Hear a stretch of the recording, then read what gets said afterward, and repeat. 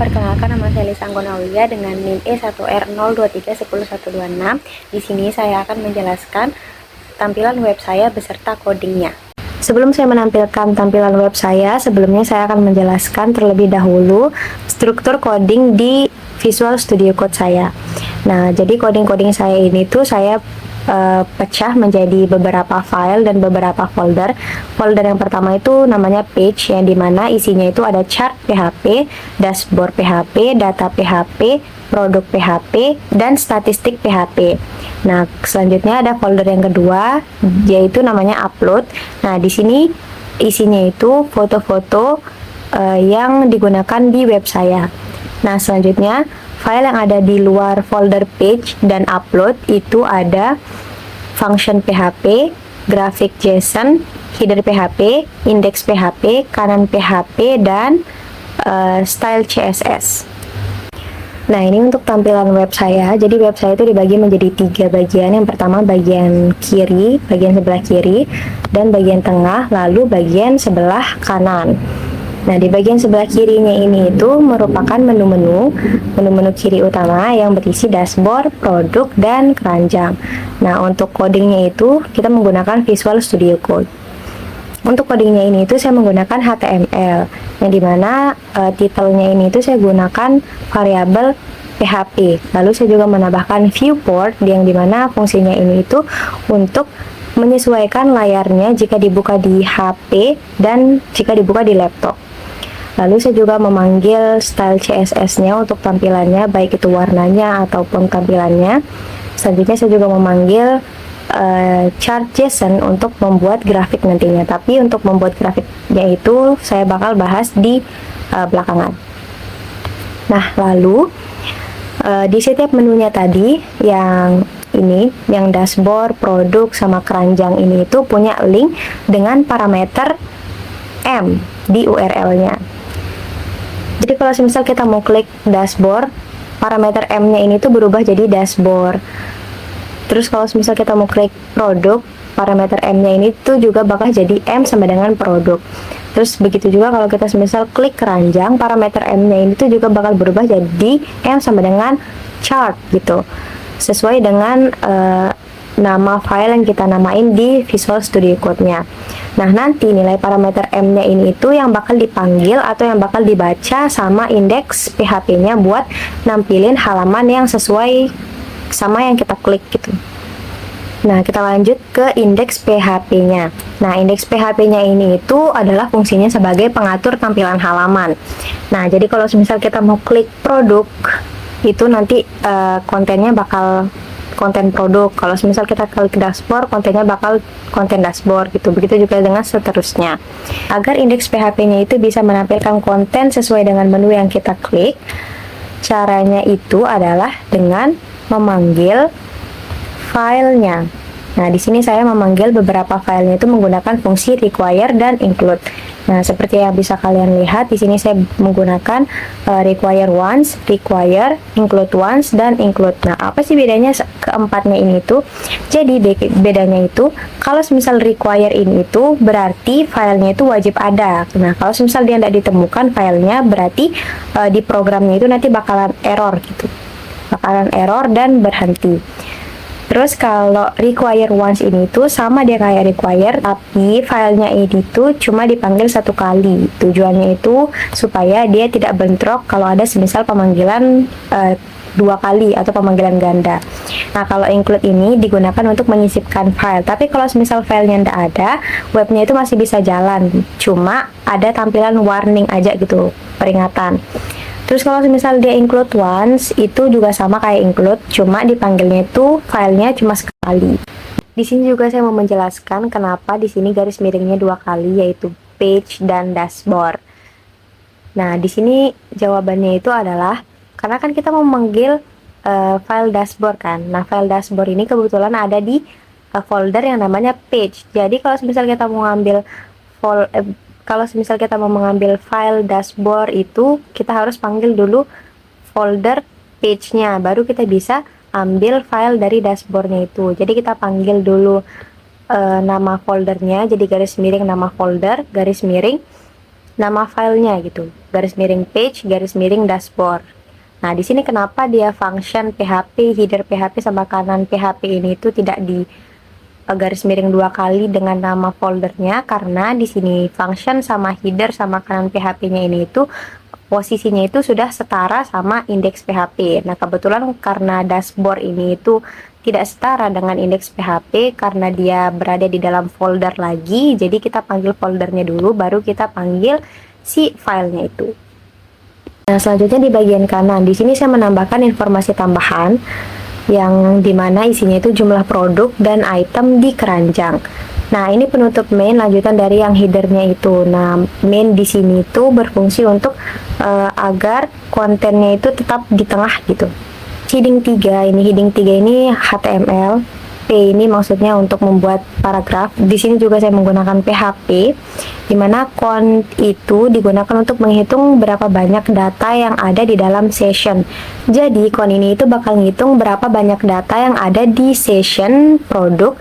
Nah, kalau misal dia udah dapat berapa banyak data di session produknya ini itu, nah berapa banyak datanya ini tuh nanti bakal disimpan dengan nama jumlah produk. Begitu juga dengan count session card-nya ini tuh. Kalau misal dia udah dapat berapa banyak data yang ada di card-nya ini tuh, dia nanti bakal disimpan dengan nama item di keranjang gitu. Jadi kalau pengguna webnya itu mau nambah atau hapus produk, nanti angkanya itu juga bakal keubah otomatis. Nah, selanjutnya di konten dashboard, bagian yang ini dibuat menggunakan HTML, dan di sini juga ada statistik stok gudang yang dimana tabelnya dan data-datanya ini dibuat menggunakan data JSON, dan ini juga grafik menggunakan data JSON, dan di sini juga ada tampilan grafik statistik penjualan terlarisnya. Ini adalah coding untuk grafik JSON-nya, statistik stok gudang itu. Jadi, misal kita tambahin stoknya atau tambahin barangnya itu, nanti dia bakal ketambah sendiri di coding yang ini. Begitu juga kalau misal kita mau tambah di codingnya ini juga bisa gitu. Nah, kemudian pemanggilan data JSON itu ada di coding statistik.php-nya. Nah, ini adalah coding untuk memanggil data JSON-nya. Setelah data JSON-nya dipanggil, lalu diubah menjadi array menggunakan coding yang ini. Tujuannya adalah agar bisa ditampilkan dan diolah di halaman web. Data dari file JSON ditampilkan dalam bentuk tabel HTML. Nah, setiap barisnya ini menampilkan seperti nomor, nama barang, stok, dan aksi seperti edit dan hapus. Nah, kalau misal pengguna menekan tombol edit, baris tersebut berubah menjadi form input, sehingga data bisa langsung diubah. Nah, perubahan ini otomatis disimpan kembali ke file JSON-nya. Lalu, untuk menambah data barang yang ada di tabel statistik stok gudang itu digunakan coding yang ini. Nah, bagian ini itu membaca data dari form input, menambahkannya ke array, lalu menyimpan kembali ke JSON menggunakan file put content. Nah, untuk edit datanya atau edit barangnya sendiri, coding yang ini itu merupakan coding untuk memperbaharui nama dan stok beserta ID data. Nah, tergantung data mana yang bakal kita edit dan data mana yang bakal kita ubah. Kemudian untuk hapus barangnya, bagian coding yang ini itu adalah untuk menghapus data sesuai indeksnya, lalu menyimpannya kembali ke data JSON. Nah, semua proses ini berjalan tanpa menggunakan database, hanya file JSON sebagai penyimpanan data. Kemudian untuk grafik data JSON-nya di sini, coding yang ini itu merupakan coding nama barang yang bakal ditampilkan pada sumbu X-nya. Nah, sedangkan coding yang ini itu adalah coding jumlah stok yang bakal ditampilkan pada sumbu Y. Nah, di sini juga jenis grafiknya itu adalah bertype line, yang dimana line ini adalah merupakan grafik garis dengan label stok barang. Untuk grafik yang menampilkan statistik barang terlaris, nah filenya atau datanya ini tuh diambil dari file data.php. Nah, di mana data tersebut itu diolah menjadi 3 variabel. Yang pertama, variabel label untuk nama barang, yang kedua variabel sold untuk jumlah barang terjual, yang ketiga variabel stok untuk jumlah stok yang tersisa. Untuk tampilan coding grafiknya di sini ada di dashboard.php. Nah, grafik ini menggunakan chart JSON dengan type bar atau diagram batang. Dengan sumbu X-nya itu menampilkan nama-nama barang, dan sumbu Y-nya itu menampilkan angka atau jumlah penjualan dan stoknya. Dan di sini juga ada 2 label. Yang pertama itu label jumlah terjual sama label sisa stok. Kemudian untuk tampilan menu konten produknya, di sini ada tambah produk, di sini juga bisa menambahkan file foto, foto produk-produknya. Lalu di sini ada edit, lalu di sini ada hapus, di sini ada beli. Nah, untuk codingnya sendiri di sini ada di function.php. Nah, bagian coding yang ini adalah coding untuk menambahkan produk. Nah, fungsinya itu adalah untuk menyimpan produk baru tentunya. Nah, saat tombol simpan ditekan, data dari form yaitu nama, harga, stok, dan foto yang dikirim lewat metode post, itu file fotonya disimpan di folder upload. Dan nama filenya dicatat seperti di session produk. Nah, bagian coding yang ini adalah coding untuk mengupdate atau mengedit barangnya. Nah, saat pengguna menekan tombol editnya itu, programnya akan mencari ID produk yang sesuai agar produk lama itu bisa diedit dengan produk yang baru. Setelah kita mengklik tombol update, nah datanya itu akan disimpan ulang kembali ke sessionnya. Ini adalah bagian coding untuk transaksi atau belinya. Nah, saat pengguna menekan tombol beli, form pembeliannya itu bakalan muncul. Nah, di situ kita bisa memilih jumlah barang, dan ketika ditambahkan ke keranjang, stok di data produk itu akan otomatis berkurang. Nah, barangnya yang kita beli itu juga akan disalin ke session card. Karena di session card itu tersimpan coding untuk transaksinya. Nah, untuk coding yang ada di file produk.php, coding yang ini fungsinya adalah untuk menampilkan semua produk yang tersimpan di session. Nah, di sini juga ada tabel yang isinya itu ada foto, nama barang, harga produk, dan stok produk. Nah, di tiap produknya ini punya tombol edit, hapus, dan beli. Nah, ada juga tombol tambah produk di atas tabelnya. Selanjutnya, untuk coding yang ini itu fungsinya adalah untuk menampilkan form untuk mengubah produk baru. Nah, pengguna itu bisa mengisi nama, harga, dan stok untuk upload foto produk. Nanti ketika dikirim, data itu akan masuk ke halaman simpan untuk disimpan ke session. Untuk coding yang ini, fungsinya itu adalah untuk menampilkan form edit produk berdasarkan ID-nya. Nah, data lama produk otomatis muncul agar bisa diperbaharui. Kalau udah diubah, tombol update-nya itu akan menyimpan hasil perubahannya itu. Semua coding yang di sini itu juga membantu coding yang ada di function PHP-nya yang bagian card produknya. Terus, coding yang ini itu fungsinya untuk menampilkan halaman pembelian produk. Nah, di sini produknya itu dipilih berdasarkan ID-nya juga. Nah, pengguna itu juga bisa lihat nama, harga, dan isi jumlah yang akan dibeli. Nah, kalau misal kita udah klik tombolnya, tombol belinya itu, nanti produknya itu akan masuk ke keranjang belanja chart. Kemudian tampilan konten di bagian menu keranjangnya, di sini ada ubah, hapus, dan cetak struk. Nah, cetak struknya ini ada dua. Yang pertama cetak struk secara langsung dan download PDF. Nah, cetak struk secara langsungnya ini codingnya itu ada di chart PHP. Nah, ini adalah coding untuk cetak struknya. Nah, artinya di sini ketika kita klik tombol cetak struknya itu, fungsi JavaScript window print-nya akan dijalankan.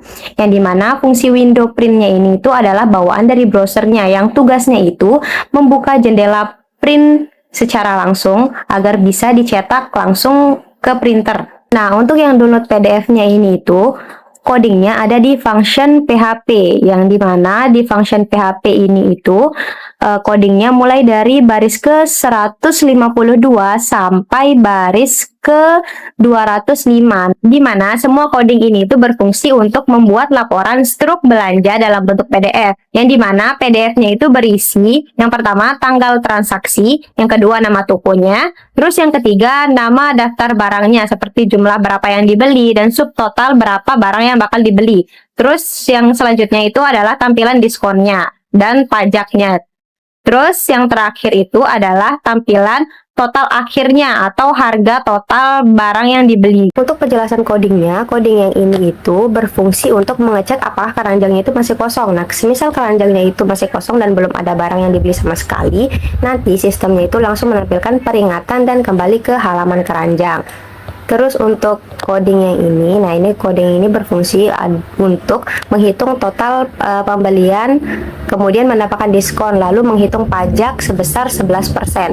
Nah, nanti hasil akhirnya itu akan disimpan dalam bentuk grand yang ini sebagai total akhir dan akan ditampilkan ke file PDF-nya.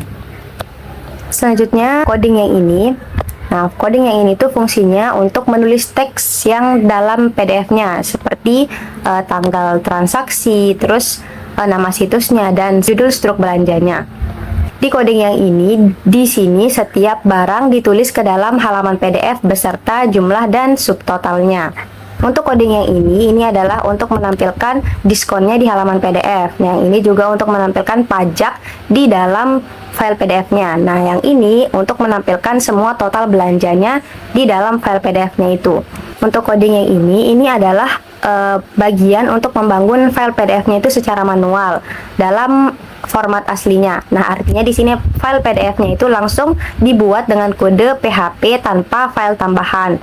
Nah, file tambahan itu maksudnya di sini adalah kita buat PDF-nya itu secara manual tanpa harus membuat file baru di sini khusus untuk download PDF-nya gitu. Nah, kalau coding yang ini itu dia bakal kasih tahu browser kalau isi dari file yang dikirim itu adalah file PDF. Nah, nanti bakal otomatis keunduh dengan nama struk belanja. Nah, ini adalah tampilan jika kita mengklik cetak struknya yang langsung. Nah, ini kita akan diarahkan untuk ngeprint lewat printernya secara langsung. Sedangkan jika kita klik download PDF-nya, ini maka dia itu langsung ke download. Nah, apabila kita buka, isinya seperti ini. Nah, kemudian untuk file CSS-nya, style.css-nya, dia itu mengatur banyak hal. Nah, dia itu mengatur yang pertama, mengatur warna dan tema, lalu mengatur tata letak halaman atau layout-nya, mengatur desain sidebar, menu kirinya itu, terus mengatur konten utama. Konten utama itu adalah konten tengahnya itu atau konten main-nya itu. Lalu dia mengatur tampilan tabel produk. Dia juga mengatur tampilan tombol, dia juga mengatur form input dan statistiknya. Selain itu, style CSS-nya ini juga mengatur media printnya. Nah, ini media printnya untuk struk belanja yang dicetak secara langsung. Di sini media printnya ini itu berfungsi saat pengguna ingin mencetak struk belanjanya. Nah, di sini semua elemennya itu akan disembunyikan kecuali bagian struk printnya, supaya hasil cetaknya itu hanya menampilkan struk bersih tanpa tombol atau menu.